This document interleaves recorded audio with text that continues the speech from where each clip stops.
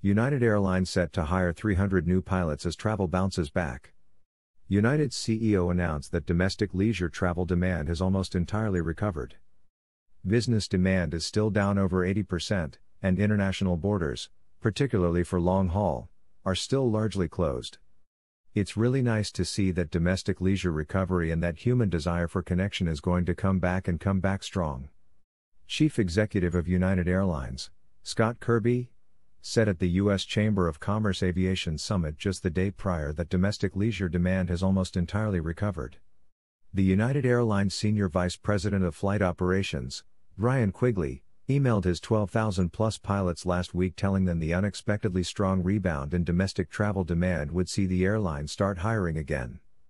The email stated, "I'm excited to share that United will resume the pilot hiring process that was halted last year," the memo said. "We'll start with the approximately 300 pilots who either had a new hire class date that was canceled or who had a 2020 conditional job offer. There's light at the end of the tunnel," United's CEO said at the summit. United Airlines expects to have all of its existing pilots back working their normal number of hours by May. Kirby went on to explain that it is domestic leisure demand that is driving recovery at United Airlines.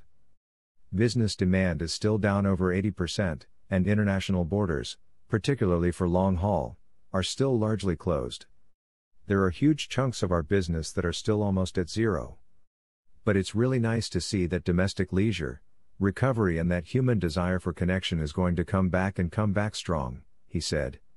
United said it will hire pilots who either had a new hire class date that was canceled or a 2020 conditional job offer. Congress in March approved a 6-month extension of a government program that gives airlines significant payroll assistance. Since September 2020, almost 1,000 United pilots have either retired or participated in voluntary leave programs, but the airline said the number of new pilots needed will be dependent on our recovery from the COVID-19 pandemic. #RebuildingTravel